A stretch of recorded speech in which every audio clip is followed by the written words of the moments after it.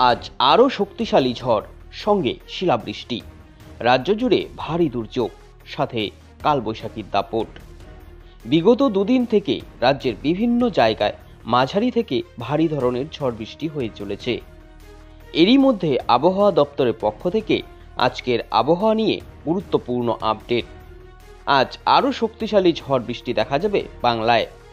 রাজ্যের প্রায় সমস্ত জেলাতে ঝড় বৃষ্টির সতর্কবার্তা দেওয়া হয়েছে। কালবৈশাখী ঝড় আছড়ে পড়বে বেশ কয়েকটি জায়গায়, পাশাপাশি শিলাবৃষ্টির সম্ভাবনাও রয়েছে কিছু কিছু ক্ষেত্রে। 7 থেকে 8টি জেলায় ভারী ক্ষয়ক্ষতি হতে পারে এর জেরে। এক কথায় বলা যায়, বিগত দুদিন থেকে আজ দুর্যোগ অনেকটাই বাড়বে।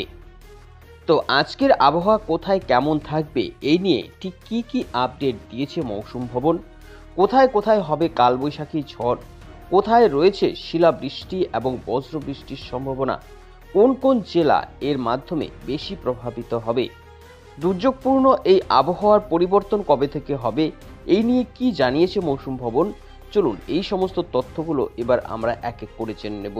তার আগে বলে দিচ্ছি, আপনি বর্তমানে কোন জেলা থেকে এই ভিডিওটি দেখছেন অবশ্যই তা একবার কমেন্ট করে জানিয়ে দেবেন। এবার চলুন জেনে নিই আজ কোথায় কোথায় আবহাওয়া কীরকম থাকবে। সবার প্রথমেই দেখব উত্তরবঙ্গের আবহাওয়ার আপডেট। তো এক্ষেত্রে বলা হয়েছে, আজ উত্তরবঙ্গের আবহাওয়া নিয়ে ইতিমধ্যে কিন্তু হলুদ সতর্কবার্তা জারি করেছে মৌসুম ভবন। জানা যাচ্ছে, উত্তরের বিভিন্ন জেলা যেমন জলপাইগুড়ি, আলিপুরদুয়ার, কোচবিহার, উত্তর দিনাজপুর, দক্ষিণ দিনাজপুর এবং মালদা জেলায় ব্যাপক ঝড় বৃষ্টি এবং শিলাবৃষ্টির সম্ভাবনা রয়েছে। এরই পাশাপাশি বইবে দমকা ঝোড়ো হাওয়া।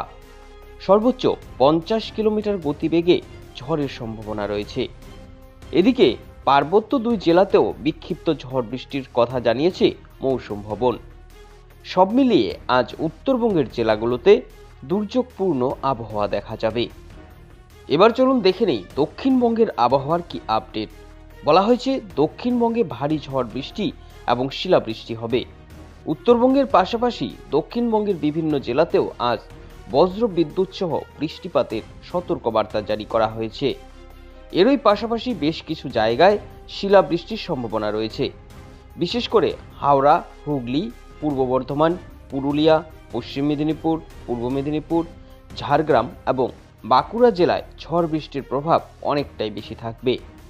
40 থেকে 50 কিলোমিটার গতিবেগে দমকা ঝোড়ো হাওয়া বয়ে যেতে পারে। তবে দক্ষিণবঙ্গের বাকি জেলাগুলোতেও ঝড় বৃষ্টি রয়েছে অপেক্ষাকৃত কম। আগামীকালও দক্ষিণবঙ্গের বেশ কয়েকটি জেলায় বৃষ্টির সম্ভাবনার কথা জানিয়েছে মৌসুম ভবন।